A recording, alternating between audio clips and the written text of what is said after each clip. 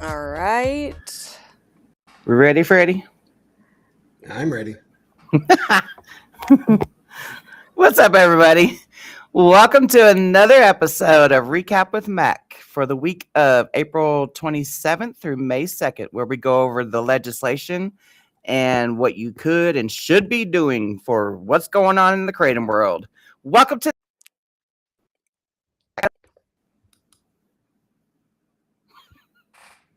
Did I hold on? You glitched out for a second. Yeah, you did. I did? Yeah, hopefully no technical issue. The 708 I swear to God. the 708ers are cutting us off right in the beginning. Exactly. Was I stuck on screen? Just for like a split second. It wasn't bad. Okay. I know Mac looked like it. I thought something was wrong with Mac's computer. That could always be. Okay. What kind of updates you got for us, Mr. Mac? Well, we've obviously got the concern in Iowa, and we're hoping that, in fact, we can escape from the clutches of those that are trying to ban kratom entirely. All of the narrative that they're expressing there is about the confusion on 7-OH. They're conflating everything. We have a staunch group of Republican senators who have just informed the speaker and the governor that they are not going to accept a ban bill. They want regulations and a ban on 7-OH. So we've got another day. We need to keep hammering as best we can all of the members of the Senate, because that's where our stronghold is going forward. So I encourage everyone to continue their outreach respectfully to these senators, to explain to them that there is a difference between, of course, natural leaf kratom products and 7-OH, and to align with the position of the FDA, which has gotten somewhat confused because of the narrative that the 7-OH people are peddling. We also have a challenge in South Carolina, and I know that Misty watched it. I watched a lot of it. It was enough to give you a headache. Mm-hmm. The debate between the various representatives on the floor of the South Carolina House, and obviously they don't know what they're talking about.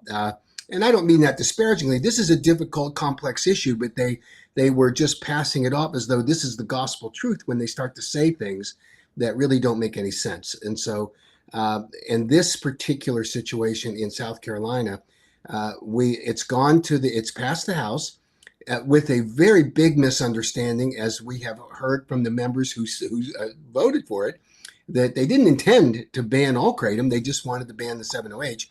Now it's over to the Senate committee, and so it'll go through a hearing. We want to keep up a strong outreach to the South Carolina Senate, and as are out on all the alerts. And then the procedure is that if it makes it out of committee, hopefully in an amended form, but it's likely that no matter what happens, there'll be an objection raised, and that should be sufficient to run the clock.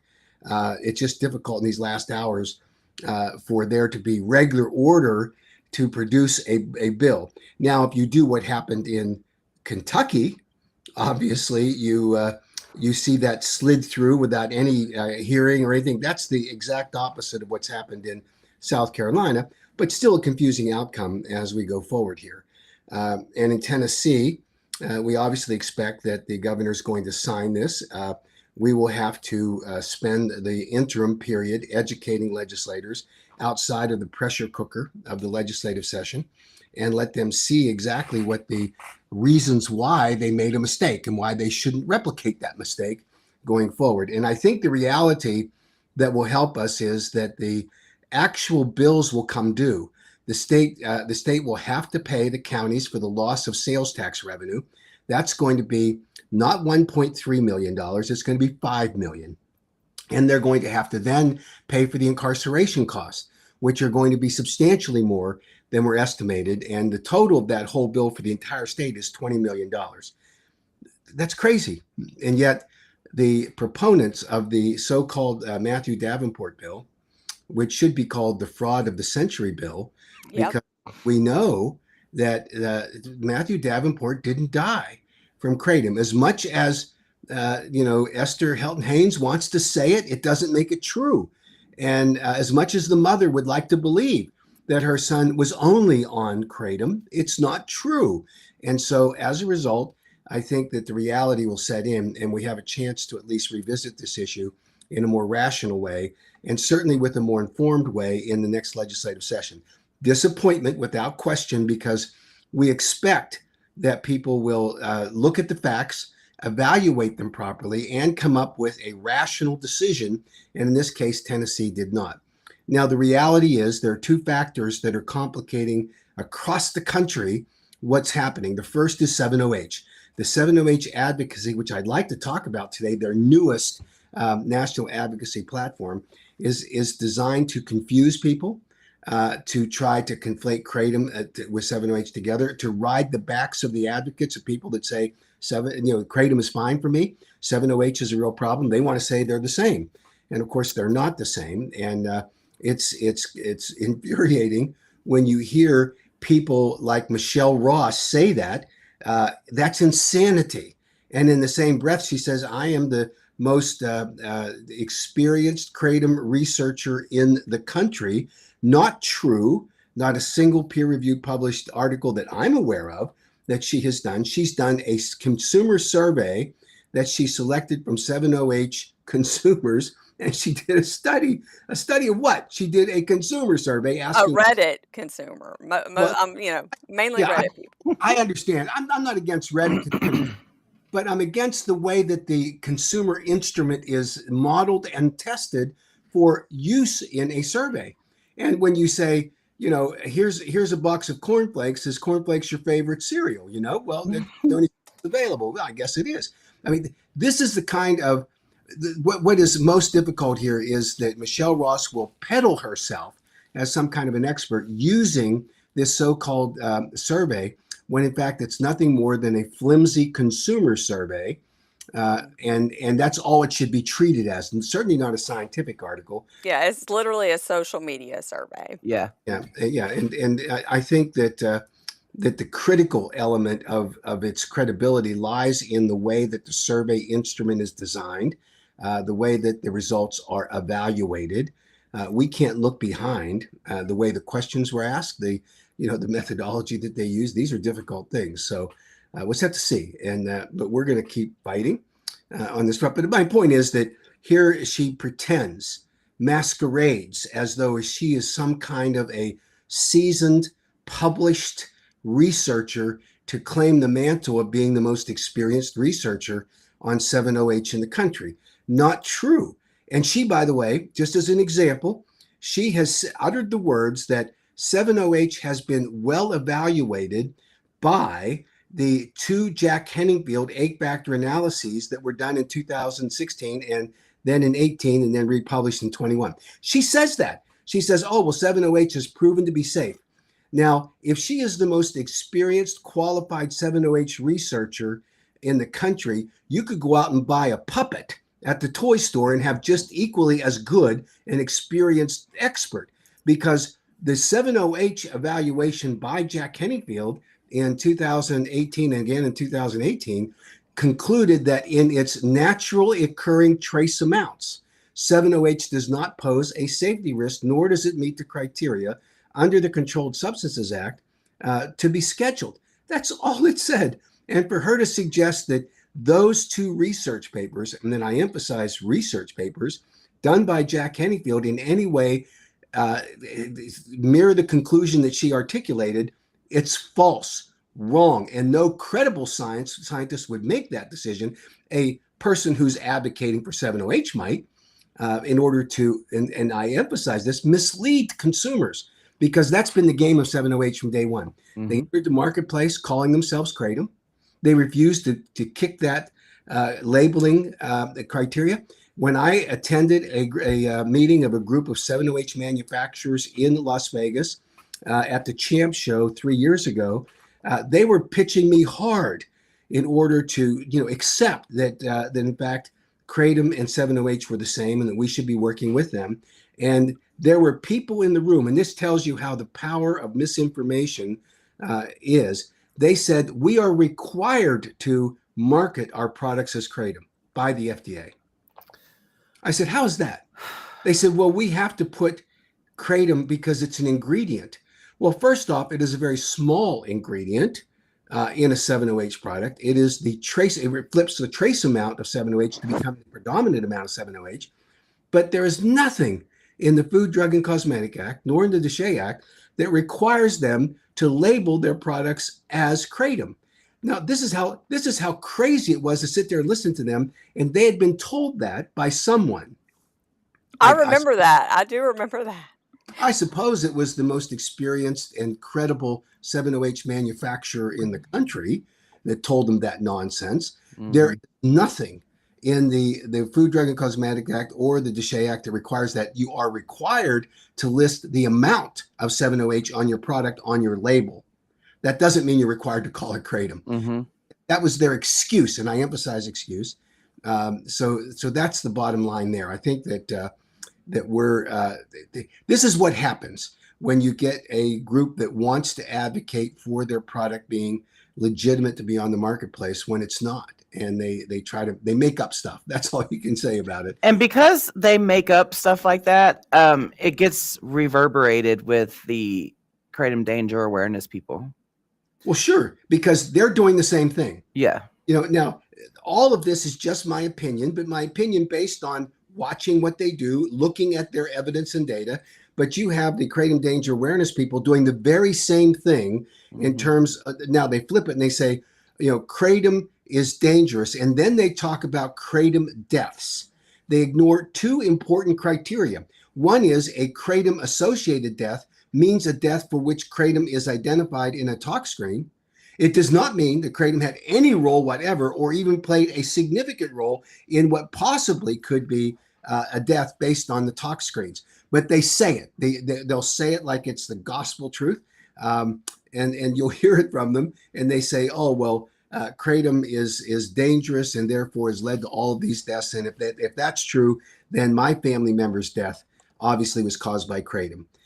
We obviously do not wish on anyone the death in a family, but you should know the truth. And if you don't want to know the truth, if you as a family don't want to know the truth, you sure as heck should not be wishing on others misinformation, mislead them about what the truth is. You can hide in your cone of silence if you choose to do so, but you shouldn't.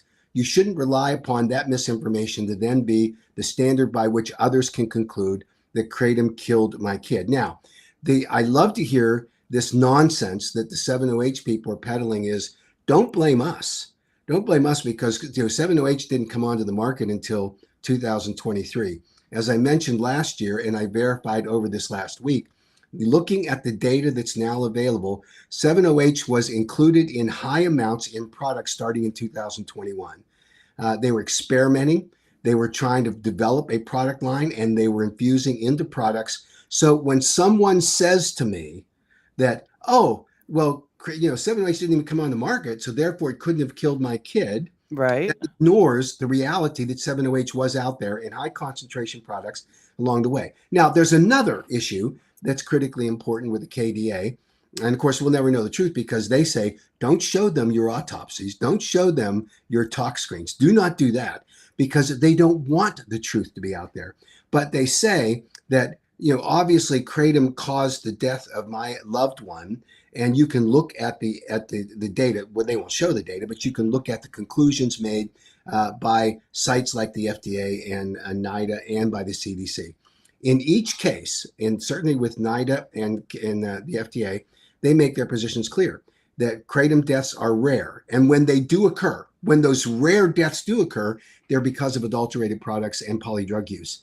Now, there's always the possibility of an underlying health condition. The CDC is a little different. They take a different position on it in that they publish data. They have not opined about kratom in any way, the way that the FDA and NIDA does. They just say, here's the data. And you look at the 2019 survey on medical examiners in 29 states that reported 151 deaths that were kratom related. And then they said there were 91 of which the medical examiner coroner identified as being on the autopsy and on the report. And then they said there were 7 that were kratom only. Now, that's not what the hysterical screaming headline was of all the media when that report came out. It said kratom deaths in 151 deaths or 91 deaths. Not true, but 7. And of the 7, when we asked, and then it was done by a group in Colorado, for those 7 deaths where there were blood samples available, they found that 4 of the 7 for which there was blood samples, the other 3 didn't have any, were all polydrug use when analyzed by more sophisticated testing equipment. Polydrug use. So what's the chances of those other 3 being the same thing? Very high. right. But these conclusions that are drawn by the kratom danger awareness people, and by the way, by the trial attorneys, they want everyone to believe that kratom is dangerous, right? Because that's the narrative that they want to push. It's not accurate. It certainly should not be relied upon by anyone. I was interviewed by a reporter from Florida yesterday who had talked to Patty Wheeler. And I've heard this before, but it wasn't in a venue that I could report on. But the reporter said to me, well, Patty Wheeler acknowledges that her son was taking 7-OH. Well, thank you. That's what she said. Now, Patty Wheeler told her that. This reporter wouldn't have known that. And yet Patty Wheeler has this documentary. She's running around the country leading the crusade in order to ban natural kratom. If there is a possibility, and apparently this reporter confirmed that Patty Wheeler told her it's more than a possibility, that her son actually died from the ingestion of an adulterated kratom product or a polydrug use, whatever it is, then that ought to be the truth of the matter. But and to the extent that Patty Wheeler is misleading people, it's only kratom, then shame on her. Let's have the truth. Let's just lay our cards on the table. We can accept that there are going to be occasions where people are abusing a kratom product. We can accept that. We accept readily that in the early stages of the development of kratom product formulations, particularly with extracts, that some companies were doing exactly what the 7-OH people did, which is for a profit, decided to let them drive their product formulations. And you had extracts that were being made using industrial grade solvents that are highly dangerous and likely caused adverse events and maybe even deaths. You clean that up simply by restricting, which is what we've done with our KCPAs. And I think that's a very important part of what we try to do. But today, when you hear the narratives, when you hear the explanations being made by the anti-kratom forces, they label everything as kratom, right? So that's really tragic. It's unfortunate. And yet that's what's driven the narrative in 2026 in those states where we have seen very strong anti-kratom crusades. And we're hopeful that a couple of things are going to happen. First is the action will be taken by the Drug Enforcement Administration to finally schedule 7-OH. Now, this keeps getting pushed around and delayed. I understand the latest delay is attributable to a reevaluation that's being done within the executive branch about this, may be influenced by what the what the Seven Hope groups, Seven Hope Alliance, and the other 7-OH people are advocating for. They're spending a lot of money forward, so maybe that's part of it. So we just need to figure this out, and hopefully we'll get that answer. And secondly, we need to take advantage of this interim period while most legislatures are in recess until next January to educate people. Less intense environments. Go back to those states where we've seen bad decisions being made and explain to them that you've just simply missed the ball here. And here's how and why, and you ought to reconsider. And I can tell you, most legislators are open to that kind of discussion. You get some that get railroaded. I mean, the perfect example of that is when you have the Speaker of the House in Michigan who gets so starstruck when Patty Wheeler comes rolling into town and befriends him and says, "I've got this documentary and it's proof positive that kratom killed my kid," which is hardly what it is. And that speaker gets all wound up in that, holds a very unique session of the House of Representatives in the state of Michigan, and he glues everyone to their seat by rule. They can't leave, can't go to the bathroom until they pass the bill that he wants passed. And Patty Wheeler is sitting there beside him while the vote's being taken. Now, what in the world are they doing when that kind of nonsense takes place? Because it's I would be mad. I tell you, I would have. I'm so stubborn. I would have just sat there. There's some that did. Now, thankfully, a more rational group of people observing what happened, what the reality of what happened, sit in the Senate, and they didn't like it, and they don't like what the speaker did, and they don't like the theatrics of having this so-called Hollywood personality showing up in their legislature and acting like she's the queen of kratom, anti-kratom nonsense. And so I think that they're going to have a pretty tough row to hoe in the Senate to try to get a ban bill passed, precisely because of the overreach that was done by Speaker Hall. He made a mistake, and he needs to own up to it and say, maybe I rushed to judgment here. No, politicians sometimes can be stubborn, and he seems to be one of those. But we'll see, and hopefully he'll straighten up his act. But there's that. But all of this has empowered the anti-kratom people to tout these things as though they are great victories. In Kentucky, you have a situation where the ban in a one-sentence provision was stuck into the revenue bill, must-pass bill, delivered to the governor on the last day of the session. Not a single hearing, no witness, no debate, nothing. It's there. And the governor thankfully looked at that and said, well, you have a right to have this to be evaluated in committees with regular order. You ought to have witnesses. And so he extended the enactment date to July 1st of 2027. That's a great thing. Now, Yeah. I saw the posting that was sent to me about how the anti-Creighton people say, "Oh, Max touting this as a great victory, how he negotiated with the governor." These were negotiations conducted by legislators with the governor's office. We obviously had input. We gave our opinions. We discussed it with the staff of the governor. There was a very healthy discussion about it, and that's what the outcome was. And to be mocked by the anti-Creighton people to say, "Oh, you're taking credit for this." Why don't they say, "Guess what? That was a setback for us. That was a defeat for us." They'll tell the victory that they have, and now they want to act arrogantly, like, "Oh, well, how can he claim?" Like I whispered in the governor's ear. No such thing happened. We talked to his staff. We talked to legislators who talked to the governor personally, and that's the outcome. That And that should should be the way, like, people should be glad that it wasn't done, that it wasn't done such a shady way. I mean, if you have to lie and cheat and do shady stuff to win, is it really winning? Mm-hmm.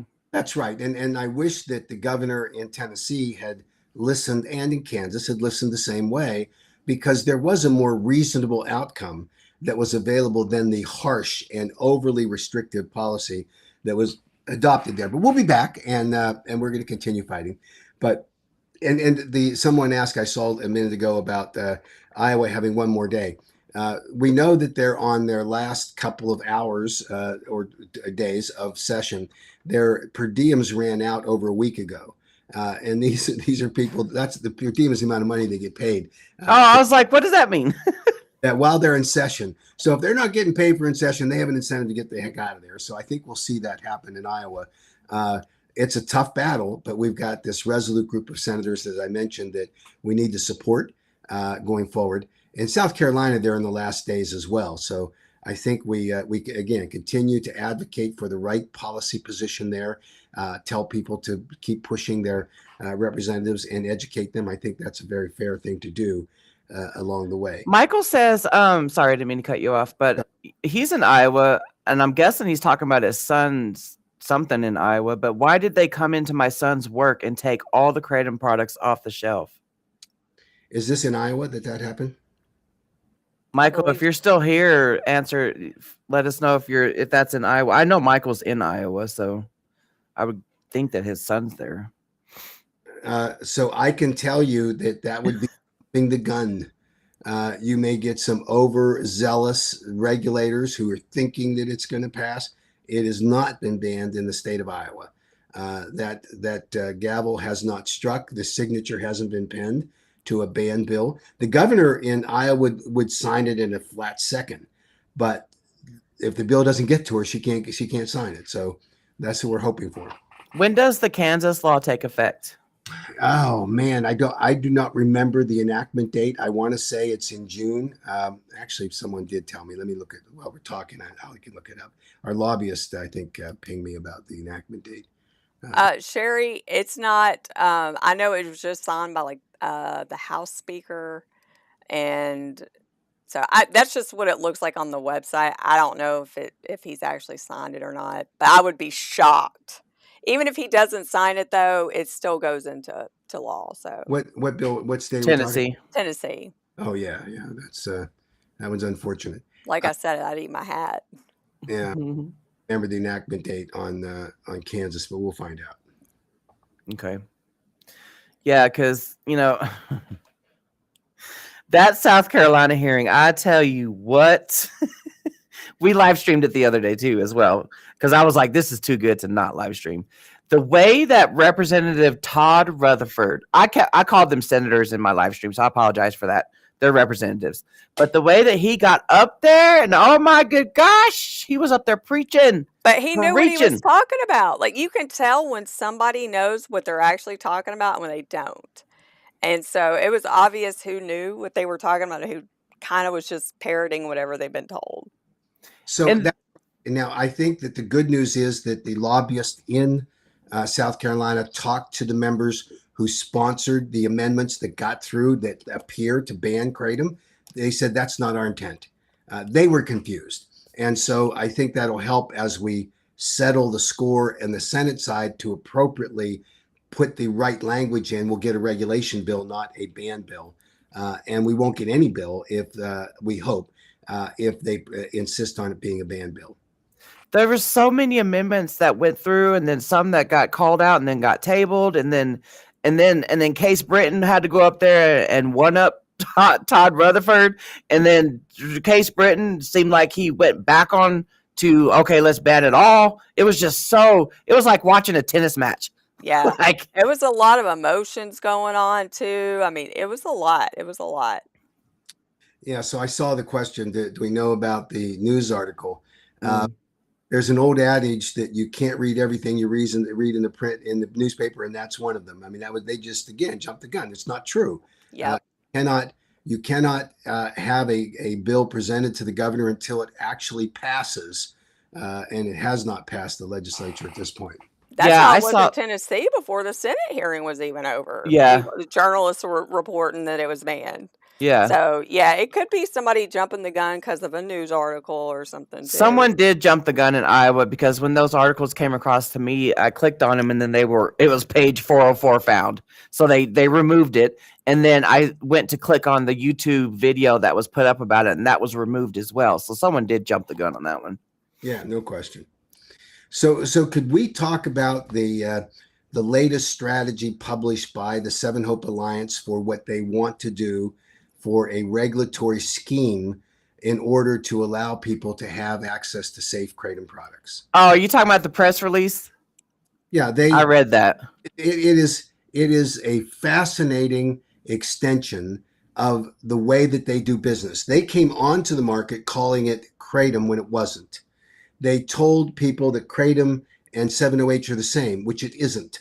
And they went on every time they get the opportunity to mislead, to deceive, or to mislabel or lie, they do it because it's desperation on their part.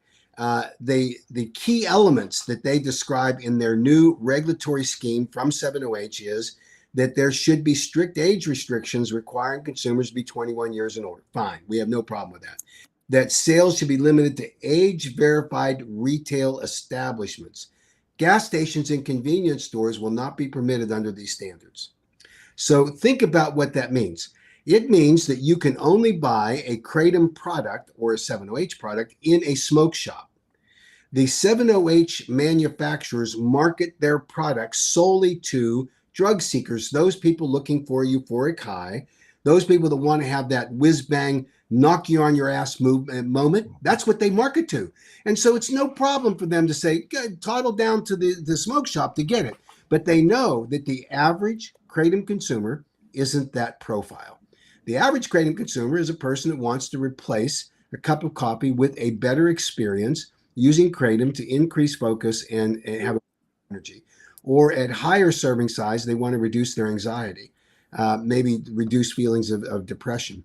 And then at the higher serving size still, they use it for management of acute and chronic pain.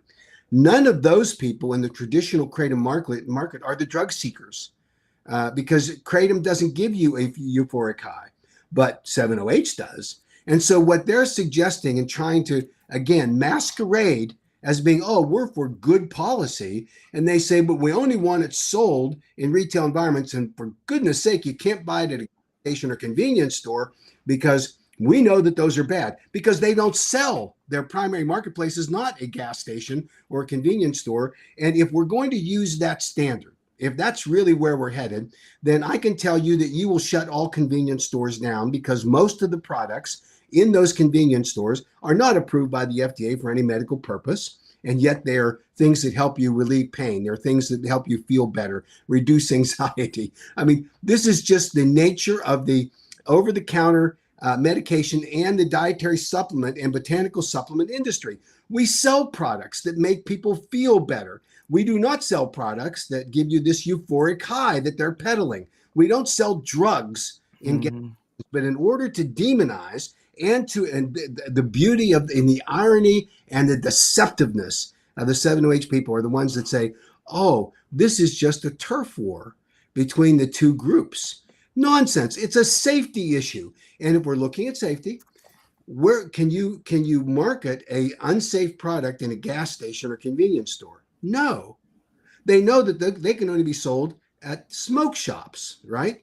That's the bottom line. The other thing that this Florida reporter asked me last night, and this, now you know where this came from. She said, well, tell me, Mr. Haddow, would you allow your grandchildren to use Kratom? Well, she said to me. Now, that comes right from Patty Wheeler, right? Mm-hmm. And I said, yes. I have 17 grandchildren. Some of the adults' grandchildren that I have are adults. They know what I do for a living, and they've asked me, and would I recommend or allow my grandchildren to use a safely formulated, properly labeled Kratom product? Yes. And she appeared pretty stunned by that. I would. I would. Yeah, I would. Any of my Absolutely. adult kids. Yeah. I would not recommend to my underage grandchildren to use it, because there has to be informed consent and awareness of what they're doing. And there's a purpose for which Kratom should be consumed. It's not to seek that euphoric high. It's not to have this experience that somehow knocks you on your rear end, that kind of thing. Of course not. But it was really interesting to see her reaction when I said that, because she was, oh, you would? And again, it comes from this space where they say, oh, Kratom is dangerous, and therefore, why would you possibly recommend it to your grandchildren? And this is, of course, the narrative that Patty Wheeler is peddling in her quest for having some kind of stardom. Now, I keep waiting to watch the documentary, because I know it's supposed to be on Netflix, but oddly, it's not. I wonder why it's not. It's been out for over a year, and it's not out there yet. Pretty interesting kind of thing. But I'll tell you why. Because Netflix is not going to pick up a one-sided hit piece, at least without having some kind of financial incentives on the other side. And look, Patty Wheeler is a passionate advocate, and I've met her. I was on the documentary. I don't know what pieces they used of the documentary, but I can tell you that during the filming of the documentary, while I was sitting there, Patty was asking me questions that the producer interrupted her and said, that's not the right question. We can't put that on the screen, because she was so biased, right? Understandably. She believes her kid died of a Kratom-related death. But now that I hear that from the reporter, if the reporter is accurate, and if she's recounting exactly what Patty Wheeler told her, that her son died of a 7-OH product, that's a different scenario entirely. She did not say that to me when we were doing the interview. But my point is, that this national, let's go around to the states, and you get the people of like Senator Mike McKell, who is an ambulance chasing, let's get a class action suit together so I can make some money kind of an attorney. If that's the people you're associating with, shame on you. And if you're going to go to Dean Francis, who has decided this is his cause celeb, and you listen to him, and you listen to him over and over again say things that are simply incorrect, and you want to associate yourself with that individual, then good. Then you're just adding to the problems you have. And then on top of that, to join a group with Andrew Kolodny? I mean, you give me a break. Andrew Kolodny is at this point so impaired in terms of his credibility, it's not even funny. And not because of anything that I've done or that the Kratom industry has done. I'm talking about what he did during his quest to try to demonize all opioids, and the efforts that he undertook that ended up depriving legitimate pain patients of access to therapies that drove them to far more dangerous drugs, led to overdoses, and for people that died because they didn't have access to the pain medications. And yet he wraps himself in the dollars, because he was making a fortune testifying in product liability cases and in consulting with the company or the counties and the local governments who were trying to get a piece of the pie from the opioid settlements. So he got it both ways. He demonized the opioids on one side and then started collecting money and consulting fees on the other from these local governments so they could get a piece of the opioid settlement money. I mean, there is not a better example of someone who just simply exploited the marketplace. And he just did a commentary on a publication that I submitted a counter op-ed. And I just got an email yesterday saying, oh, we don't accept op-eds from anyone that's not an Academician. This is traditionally an Academician format. But we run it by Andrew, and Andrew had these comments about your op-ed piece. It's a milk toast kind of thing. Well, Mac should consider this and consider that. Hey, now we're set the stage. Let's have a public debate. Andrew, let you and I get on a webinar and let's have at it. And we'll see how your credibility stands up. I would love to watch that. These arguments that he's making are simply ridiculous.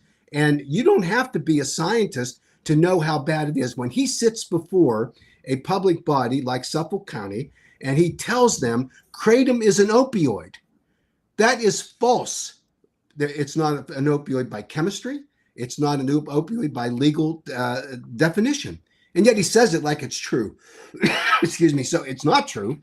So I think the time's come for us to actually have that discussion. So back to what the Seven Hope Alliance is doing. They then say we should have milligram-based limits on active compounds. Okay, let's look at that. So what is that milligram limit? According to one of their chief spokespersons in the industry, Vince Sanders, he says 28 milligrams is the right level. 28 milligrams of 7-OH in a single serving. Give me a break. Is it even actually 7-OH in there? Well, that's yeah. Well, that undercover video of that one guy did, the dude from Heart said he would never take over 7 milligrams in an entire day. He said never. Well, Vince Sanders wants to sell product, and it's not about scientific data to back up a 28 milligram serving size. Mm-hmm. That's the problem. Why? On what basis do you recommend the 28 milligram serving size? Now, this is the same guy that sat before the Massachusetts legislature and said you could eat 2 pounds of 7-OH in a single setting and it wouldn't harm you. That's craziness.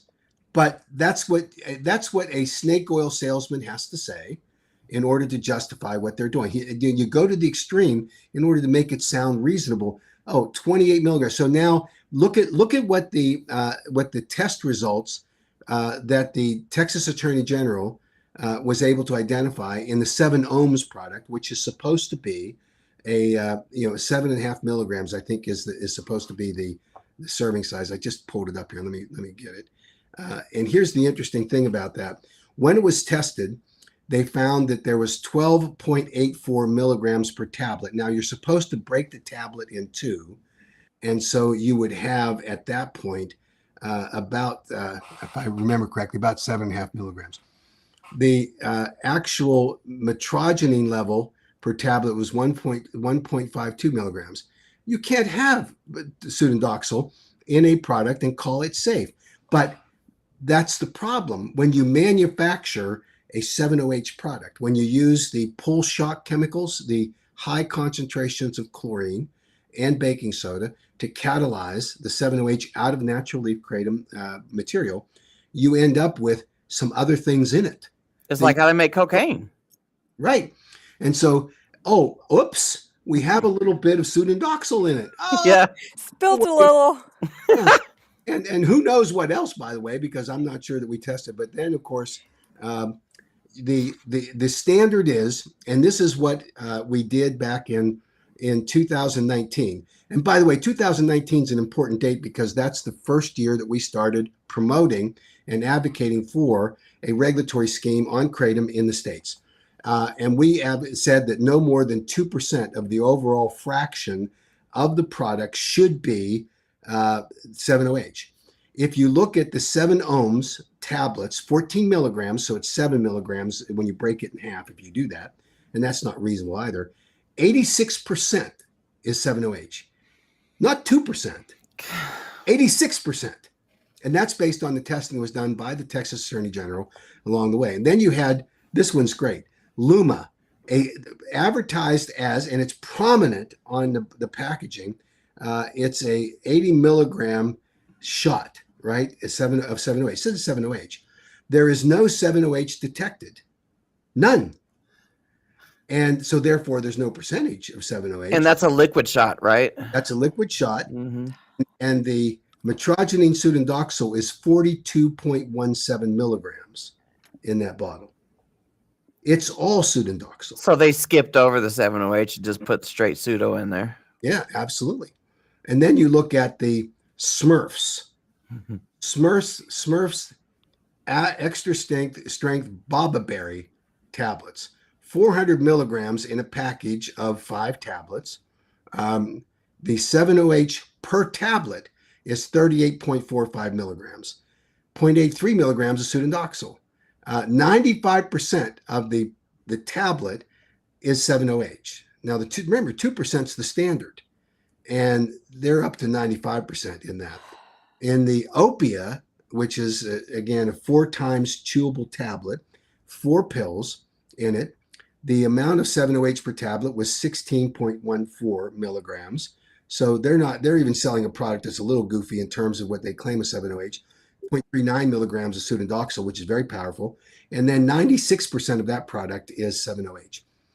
And they want to market it as being safe. So you go down these standards. So what we're doing is looking at the other product formulations, because this is the key. Is it safe to market a product? What is the product formulation that we're looking at that we want to make sure that it's safe for consumers? And that's the bottom line. I mean, this industry turf war that they're talking about is actually a consumer safety war. And the products are unsafe. And they don't want to have a contrast on safety to natural leaf kratom products. They want to have a battle between, the natural kratom leaf people just don't like the fact that we're stealing so many of their customers. Now, the basis for that theft of customers, that customer base, is because 7OH is so powerful. You're creating addictions. Right. Yeah. And by the way, we're finding out that many of these so-called 7OH products are really pseudodoxil laced, just like you would have fentanyl laced.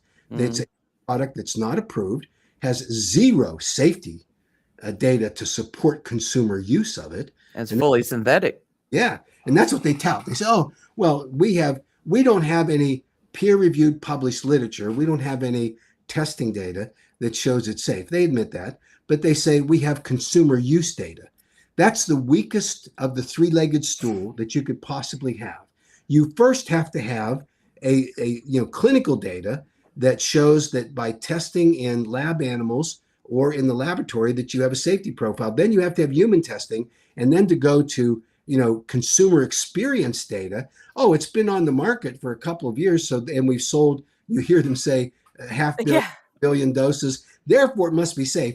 And here's the biggest, fattest whopper of a lie that I've heard since my 13-year-old son told me about something he wasn't doing.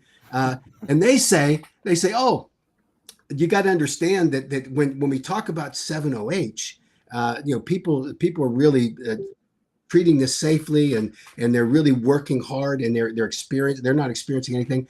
What they do not tell you is that every single adverse event that is reported to the FDA is evaluated. And the FDA now has data that they have published as a documentation for their 8-factor analysis that they submitted to the DEA, documenting serious adverse events with 7OH that by contrast are dramatically different than the average kratom consumer in America. So we're talking about consumer experience. I'm sorry, you guys lose on that battle. And then when they try to suggest that because they've had 500 million or 1 billion doses and there's been no serious adverse events, that's not true. It's a whopper of a lie. That's a big back lie.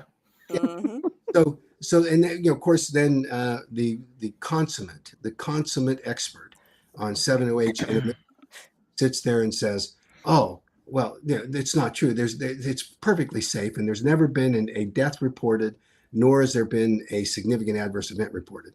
That's just nonsense. And yet she'll say it with a straight face. The same person, by the way, will say, "Oh, we know that those sublingual products are a problem. We're not selling them anymore." The same way that Jeff Smith last year at the Champ Show said, "We're not selling those confectionery ice cream 7OH products anymore." And I walked out of that debate, walked downstairs, and I went to 3 booths that were selling them. We're not selling those anymore. And the consummate expert on 7OH in the world said, we're not selling chewable, dissolvable tablets anymore because they bypass the stomach. They go the gastro system. They go right to your mu-opioid receptors. They hit you like the freight train. She said, we're not selling those anymore. And I bought a dozen of those products 2 days after she claimed that was true. Well, if that's the case, then how are they ingesting 7-OH? If they're not selling the chewable tablets or sublingual, how are they ingesting it? Well, they claim that they're selling regular, not dissolvable, not the fast dissolving that bypass your stomach. They claim that they're selling 7-OH products that go through the natural process. And then here's another part of the lie. They say that when you do sell 7-OH that goes through the first pass metabolism tract, that the problem is that the liver converts metrogene into 7-OH. That's what they say. They say it all the time. And so does KDA. Yep.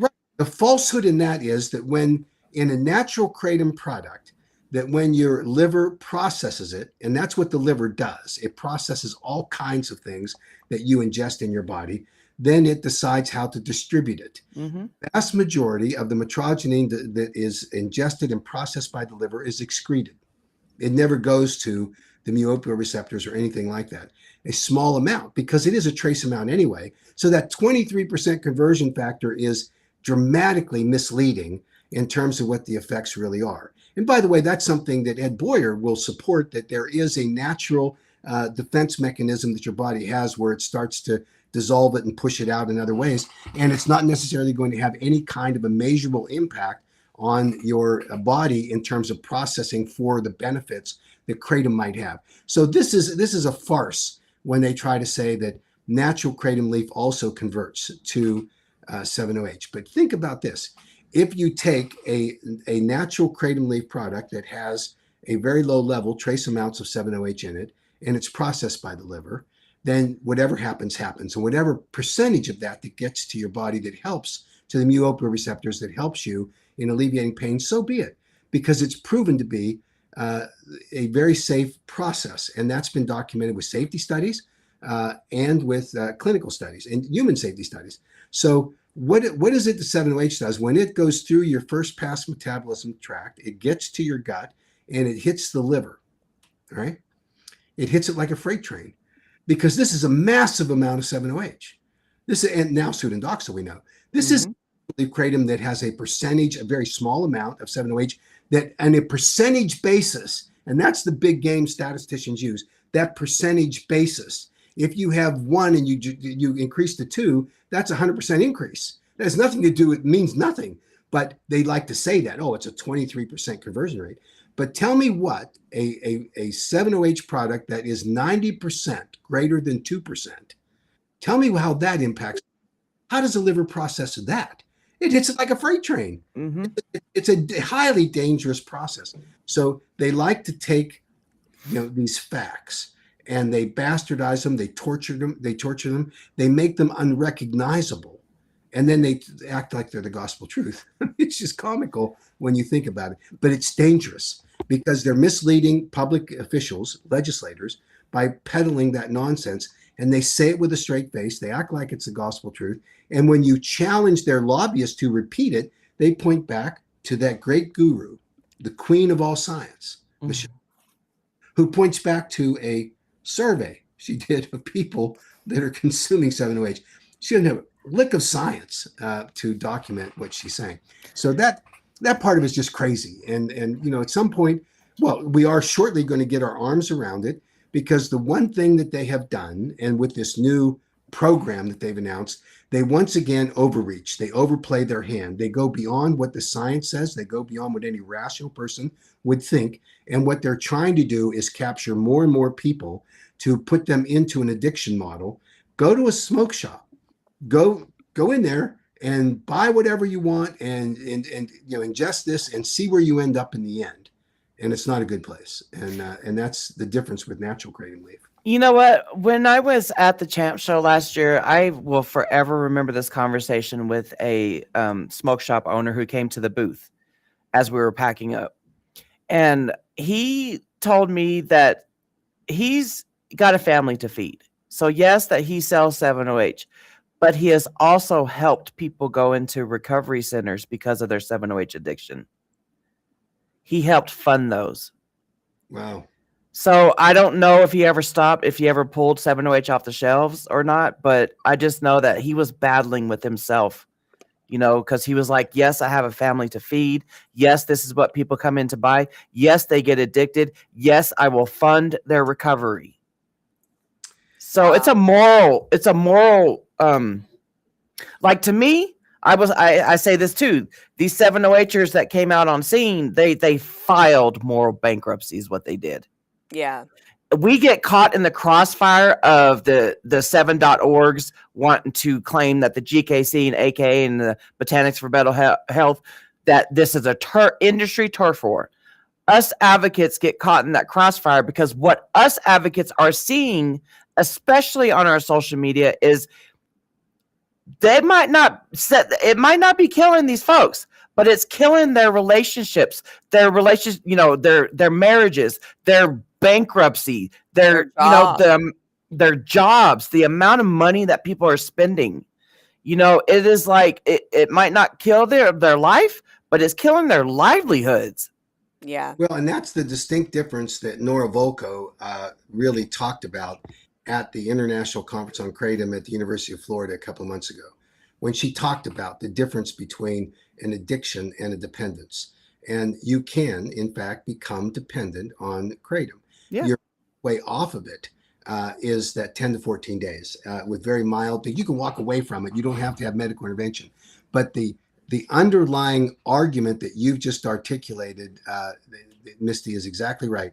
What about the conduct of the people that are hooked, addicted on an opioid like 7-OH? It's the same thing that happens in an opioid addiction, and lives are lost, careers are lost, families are lost because of that addiction. And that's the real problem that you're facing here. And to have people that are out there solely to chase the almighty dollar in order to addict a group of people that are susceptible to it or misled by it is tragic, and they need to be shut down. And that's our goal as we go forward. And I think that next week at the Champ Show, we're going to be talking about the big 7-OH con, because that's what it is. It's a con job. It's a con job on consumers. It's a con job on legislators. It's a con job on public health officials. And we've got to simply draw the line and say enough of the misinformation, the lies, and the deception. And let's stick to what the facts are and stop feeding our enemies with this misinformation that they then use to confuse legislators. And so even if they want to make the argument, well, we're not directly the ones telling the lies to the legislators, which they often are, but they're also empowering these anti-7-OH people to peddle the same misrepresentations. Anti-kratom people. Exactly. Yeah. So where we are. I've got to run, but I can tell you that the battle is now engaged fully, and we're going to be out there hustling. And we deeply appreciate the kratom community that continues to fight for natural leaf kratom and properly extracted products to be out there in the marketplace. And for all of your advocacy work, we're doubly grateful. Can you finish this question off real quick? Sure. It says, Mac, I've always wanted to ask you why you're so passionate about our cause. Seems like you could be chilling on a beach somewhere, but you're in the trenches with us. Why are you so passionate? So this is a complicated answer. I made a commitment about 10 years ago when I was sitting in Orrin Hatch's office and we were talking about this battle. And he said to me, we both committed that we were going to stay in this fight until we won, right? And he knew that by getting the DEA not to ban kratom in 2016 was still going to be a huge battle with the FDA. So part of my commitment to this has been that I made a commitment to him that I was going to stay in the battle. And he was a passionate believer in dietary and botanical supplements, and he hated what the FDA was doing. The battleground has shifted now. And so frankly, I can tell you that the 7-OH people have ticked me off. Mm-hmm. So, I'm a little mad at them, so I'm going to stay in. And I know that in the conversation I had with one of the 7-OH people, they said, well, we'll just outlast you. Well, fat chance of that.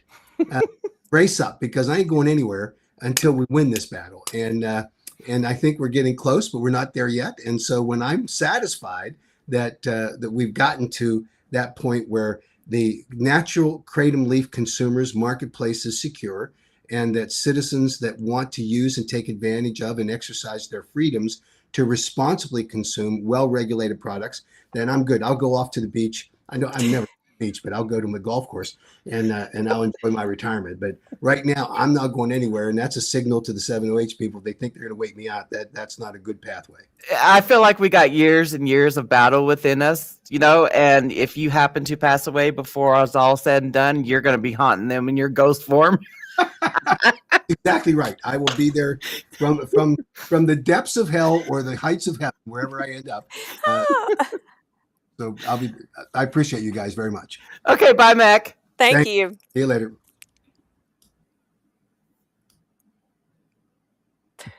Okay, that was an amazing conversation. Oh, that was too funny. I know that he had limited time with us today, so we couldn't just go over everybody's questions or comments that were in there, because he had told me he was only going to be available for like 30 to 45 minutes.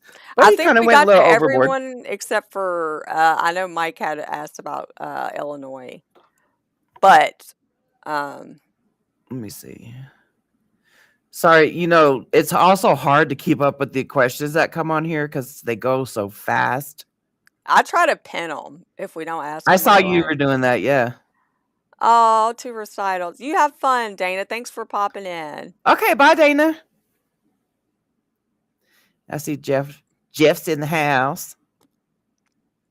And then we got Mel and Tiffany. What's up, Tiffany? No, Tiffany, they are not. Chalk screens and autopsy reports are not public record in every state. They are in Tennessee. Trust and believe. When a death happens, the AKA gets up on that. And each state is like, they have a different, policy, I guess you would say. It is. How's everybody doing today? How's your lovely Saturday going? Sherry, what's up, Sherry? Lovely Saturday. Today is my oldest. Today I became a mom 26 years ago. Happy birthday to your son. Crap. I just still cannot believe that. I tell you, I had no idea what I was doing. But, nobody ever has any idea. Like, you're never prepared to be a parent. I don't get people are like, I'm going to wait till I'm financially stable, or I'm going to wait till this. It's like, man, it happens when it's supposed to happen.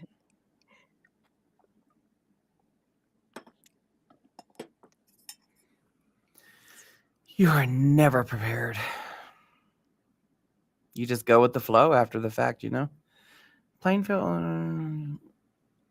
Man, these sales ban hearings, that right there, these sales bans are KDA's backup plans. Oh, yeah. It's like, hey, if we can't get the possession included, let's just go for an all-out sales ban. I always forget that's Chris. Hey, Chris. What's up, Chris? Hey, Sherry. Hey, Rebecca. I loved your new 7OH video. I saw you put it on LinkedIn. I didn't go check to see if you put it on TikTok yet.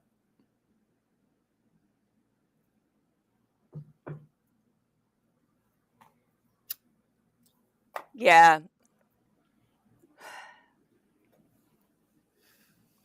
Oh, that's cool. My birthday's in September, actually. September 13th.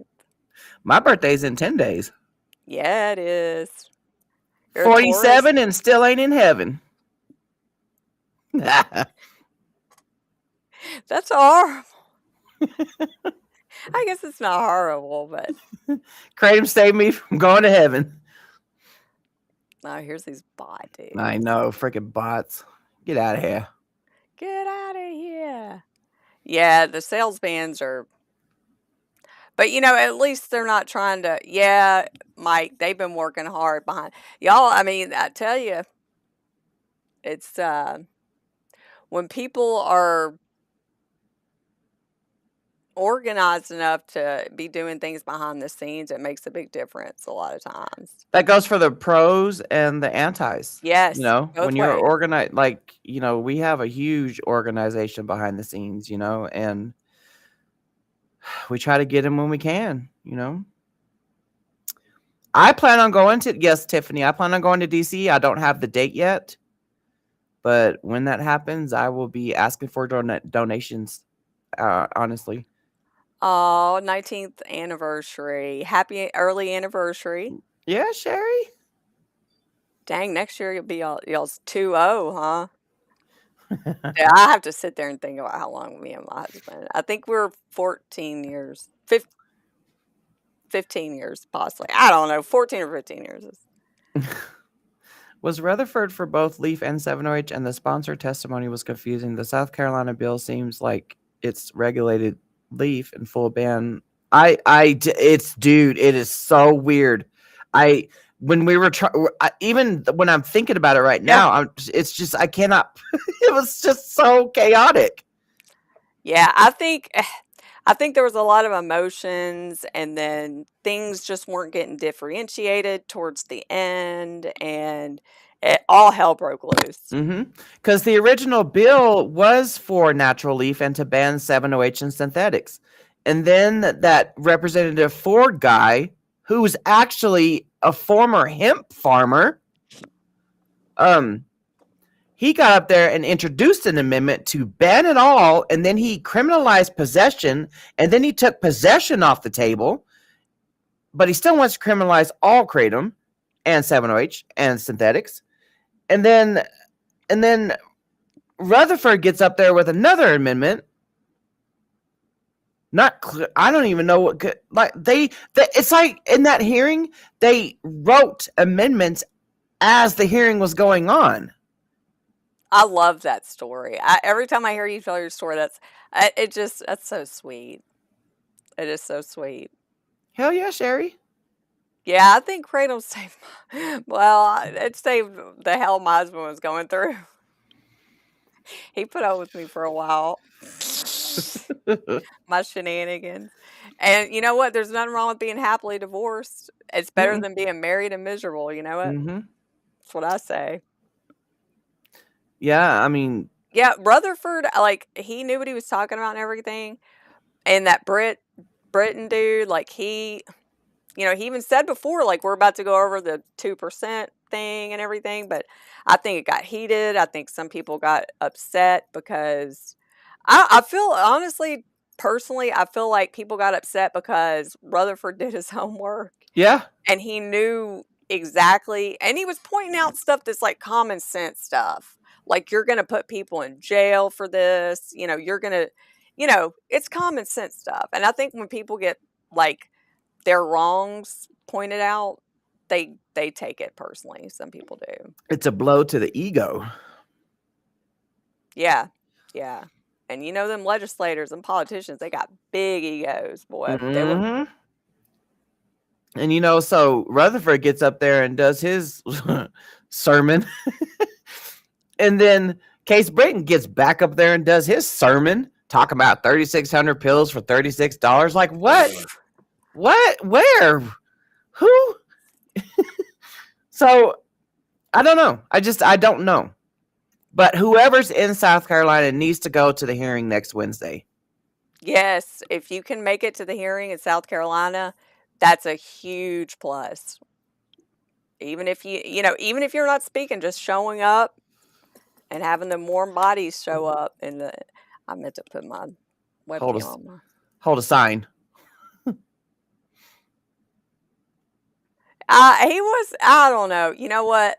I wish if I could have any rep that I've seen over the past 6 years advocating, represent me, it would be Rutherford. Yeah. Hands down.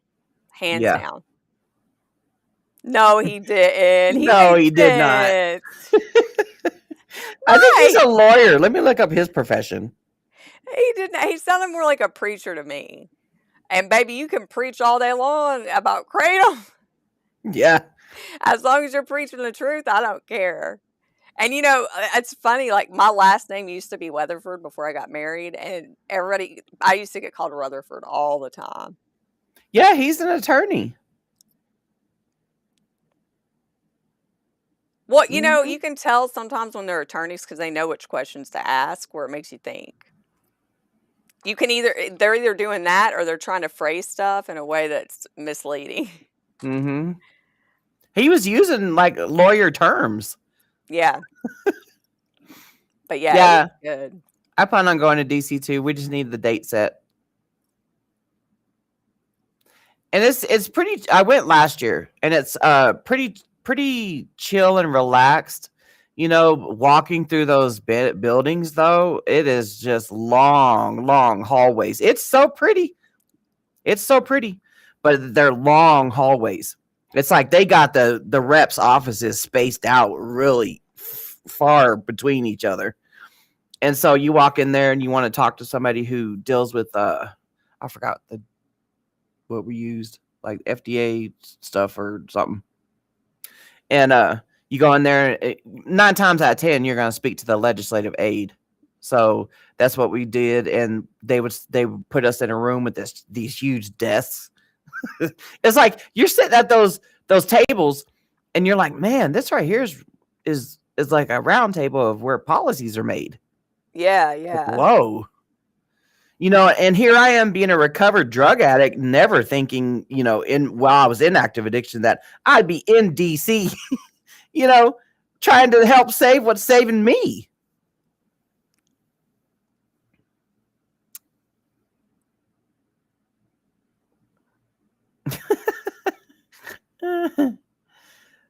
Tracy, there will be an advocacy fly-in day type thing. I'm pretty sure it's going to be about the federal KCPA.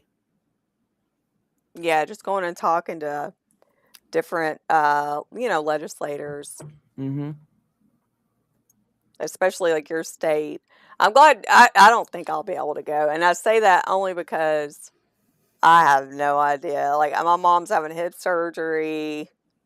I was planning on going when it was, if it was before May, but May is like the busiest time of my life, and then who know? I don't even know what's going to happen. I'm waiting to hear back on when my mom's surgery and stuff is going to be. I wish I could go though. I do. I am going to be kind of sad, but I'm glad that Tiffany's going to represent. But the date keeps getting pushed. So yeah, that's why I'm like, I don't know. We'll see.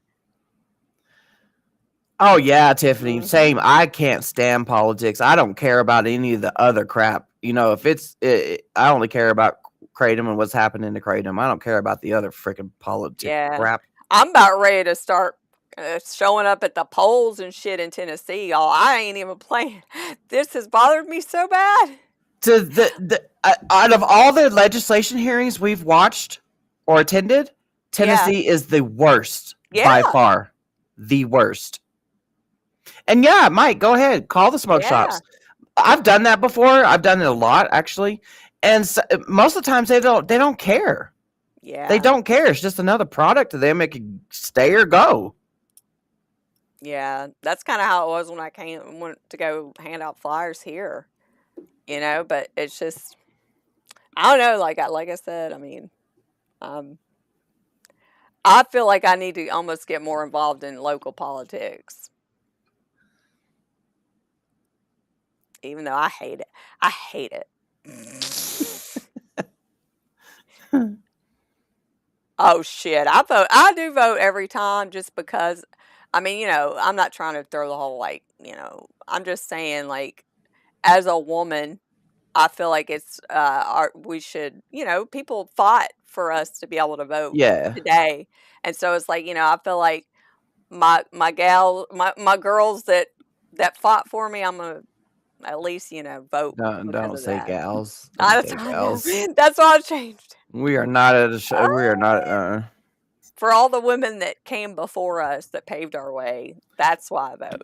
No, there isn't a federal threat against Kratom. There's a federal threat against 7-OH, though. But the fact of the matter is that, because the 7-OHers purposely confuse the legislatures, as well as KDA. Yeah, I heard about him. Yeah. Mike, I heard about him. Sad. I forgot I didn't. It's sad. It is sad. Yeah, there's none where I live either, Jeff. There is in Tennessee, but not anywhere near. I think the closest one near me is in Nashville, which is like 4.5 hours away or so. So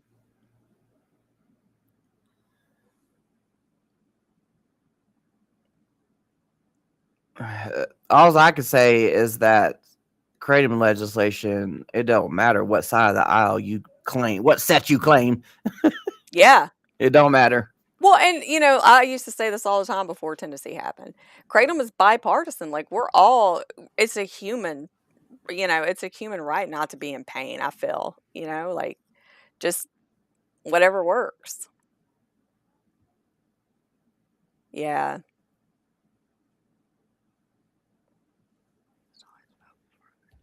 I don't know. I don't know. I don't know. There's you know what? Things are only controversial because of the media. Hmm. At the end of the day, that's the only damn reason. I don't even watch no news anymore. I can't stomach it. I just can't stomach it. I'll watch the news for the weather. Sometimes I'll have it on as background whenever Shit, I I'm use doing Google for chores my or something. weather. They should get way too much. That. Yeah.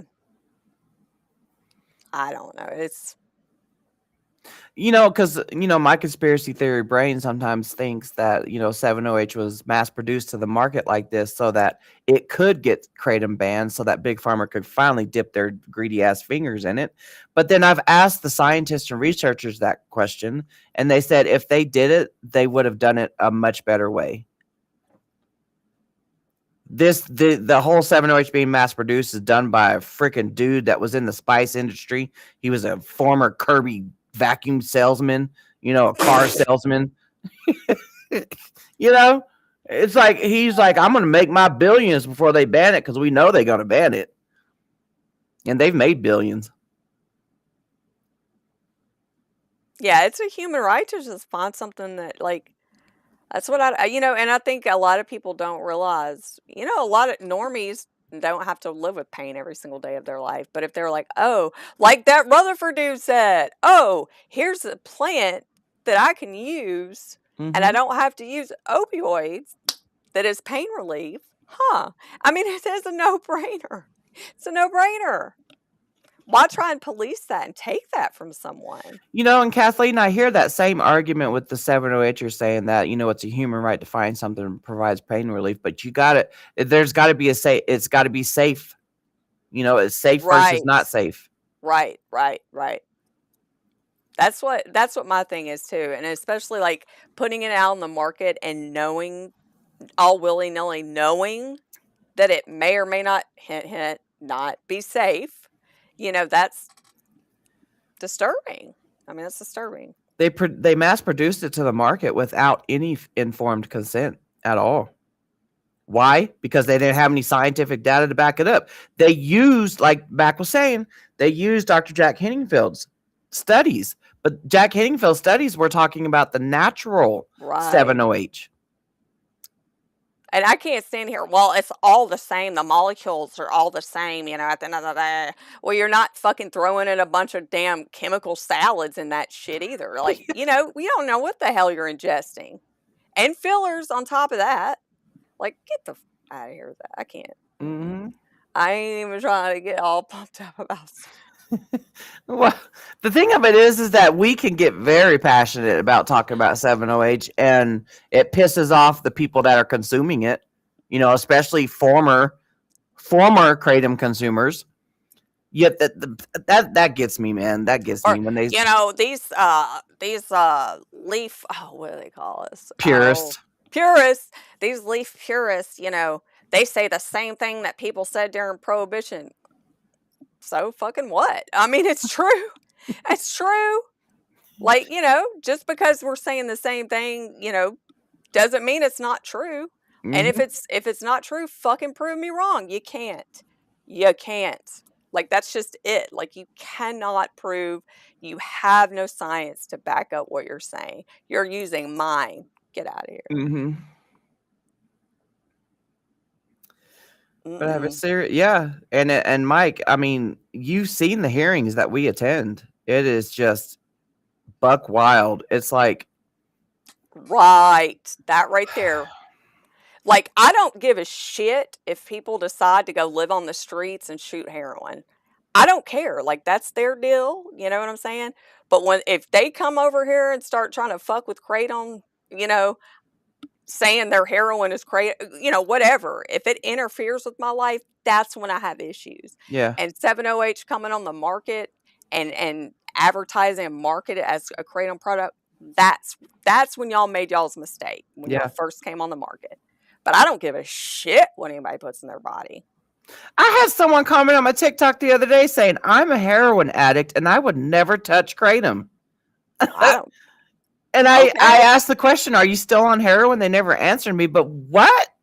Are you freaking serious? Yeah, I don't know. That's like, the thing of it is, though, is that it's not called cocaine in the leaf. It's an actual another name, but that's the natural alkaloid in the coca leaf. 7OH is not a natural alkaloid in the kratom leaf. Right, because it's not even produced, and the leaf don't make it. Mother Nature don't make it until after it's cut off the tree. Yeah. And that's in very minute amounts. It's not the same as the products on the market today. I can't. I feel like half the time they're just people come in our comments just to troll us, and so that's why sometimes I'm like, "Are you serious though? Like seriously?" Oh yeah, dude, Misty, dude, like when she gets those videos that go viral.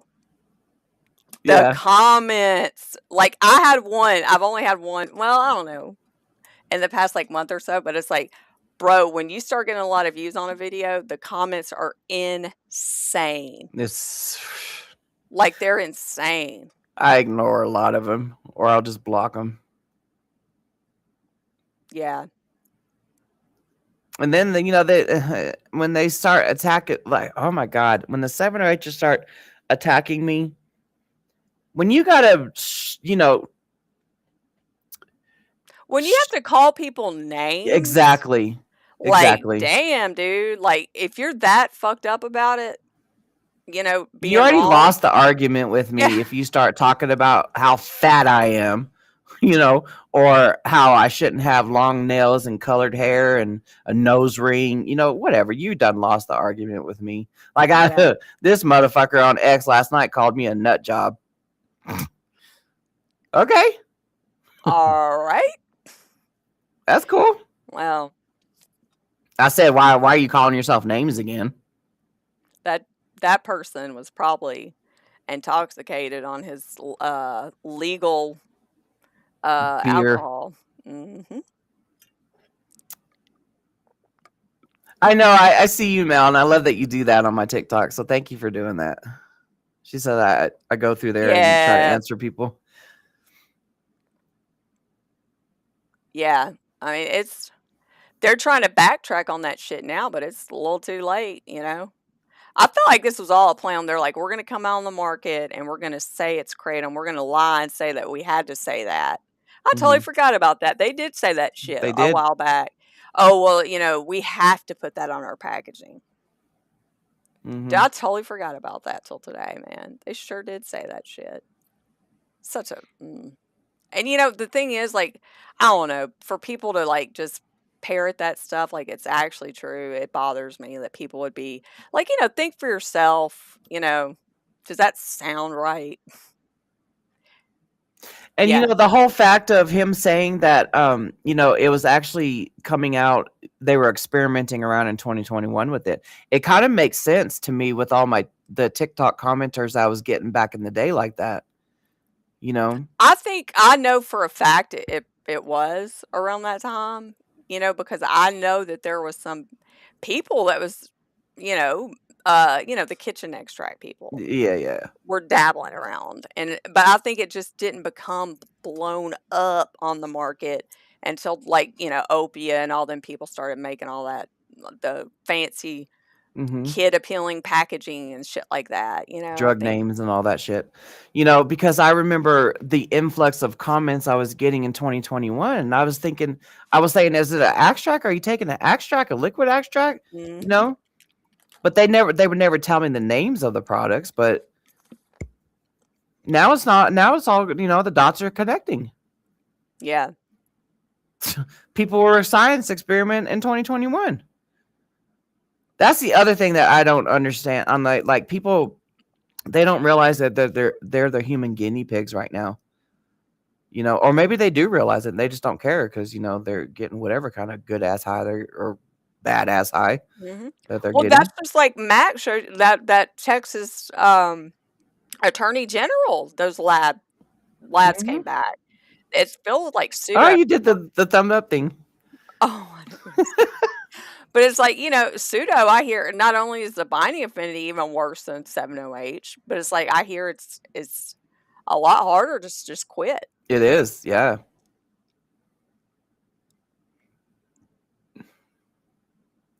You're going to get GMP or QR code from someone manufactures 7-Eleven if they're no. You're not. But you know what? I feel like especially in the beginning when they were like, oh, I buy from 7-OH my lab tested from where? Mm-hmm. How do you know that's even? You know what I'm saying? Like, how do you know? Just because it has it on the package or it has a QR code, I bet you half the people didn't even check that shit, man. Get out.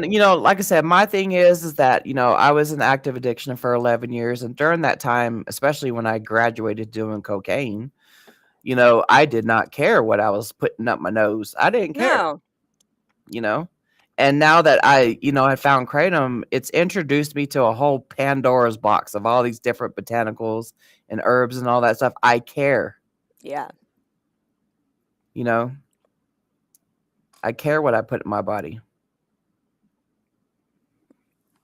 It is too. I think we're going to go. I just remembered, well, I didn't just remember, but I've got a kid that's going to a birthday party today to his friend's house. So I'm going to go get him ready. So it's birthday all day today. I guess I was just going to say it's your oldest child's birthday and then your other kid's going to a birthday party. Yeah. His friend's like, the same one that's doing the Pinewood Derby tomorrow. Oh, yeah. So I don't know if he's going to spend the night or not, but I know they'll have fun. And then I'm making either a strawberry cake or a strawberry shortcake. I haven't decided yet. So we shall see. But I'm glad Mac was able to join us, even though it wasn't for very long. Yeah. Yeah. But anyway, we'll be back. If not throughout the week. Wait. Nah. You're not going to be here Sunday, I don't know if we'll be able to do Saturday. Right? I don't know if we'll be able to do Saturday or not, so we'll just keep that up in the air. Because I'm not. What is next Saturday? The date? Let me see. The day before Mother's Day. That's what I know. Oh, that's right. May 9th. Man, I don't know. I felt like there was something else. I don't know.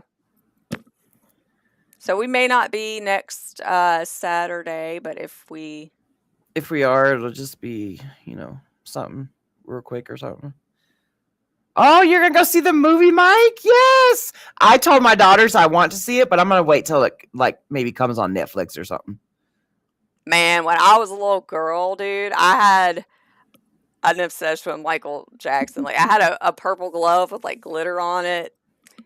I was just explaining to my daughters the other day that, because I grew up full Michael Jackson. We grew up in that era. Yeah. And we fed into the propaganda hype, that the media was saying about Michael Jackson and kids and all that stuff. We fell for that. So I can only imagine how many other unsuspecting people are falling for the kratom propaganda. Yeah. Oh, yeah. I mean, when you hear stuff constantly all the time on the media, that shit starts the whole, and I hate to bring it up, I know it might be controversial, but just an example, the whole COVID thing, I was not worried about things, but it, I mean, whatever. And then, you have family members, like my husband's family was really concerned about it. And I mean, he started freaking out about certain things and all that. I'm not even going to get into all that. But I'm just saying, there's people that still don't even talk to their family members after that shit. Yeah, I know. Because of all the conflict the media, did. God, that's insane. I don't know. I just don't trust anything. And I'm a firm believer that if Michael Jackson knew about kratom, he would still be here today. Yeah. It just like any other, musician or actress or actor, if they knew about Kratom, they'd still be here today. I kind of have like this. I found Kratom June 25th of 2019, and Michael Jackson died June 25th of 2009. And it's like, Has it been I'm pretty that sure. long? Let me, because I got Wow. fired from the post office the same day that Michael Jackson died. God. Let me Google that real quick before we get off here. Yeah, June 25th, 2009. My career ended at the post office. I was at the post office for 11 years. And I found Kratom June 25th of 2019. But that, I mean, I think, with any public person too, it's like people are always going to have haters, Yeah. you know? But I'm always a Michael Jackson. I'll forever be a fan. Yeah. So, but I just don't want to go to the movies to go see it. I'm gonna Oh, wait till it comes to an app. God, 2009. Dang, Mike. Mike and Mike. Michael Jackson and Mike. Mike is going to see Michael. Yeah, Mike's going to see Michael. My middle son's name is Michael. Mike. I don't know if you've seen all the TikToks of people leaving the movie theater, after seeing Michael Jackson. First of all, they're all crying and stuff, which kind of hits me in the heart. Like, oh crap, what's being seen? But then you have the other people that are doing their Michael Jackson dances as they're walking out of the theater. And Mike, I know you freaking dance. So you should set your camera up and do, as you're walking out of the theater, do a Michael Jackson tribute dance or something. I want to see something like that. Yes. And because of Kratom, you could do that. I want to see that. Tag me in the video. Cool. That'd be super cool. And tag it, Mike. What would you just say, Mike? Mike watching. Mike going to see Michael. Yeah, Mike going to see Michael. Ew. Okay, well, we can end this. You guys have a great weekend. We may or may not be here next Saturday. I don't know. We'll see. But y'all have a great weekend. Bye, everybody, and happy Mother's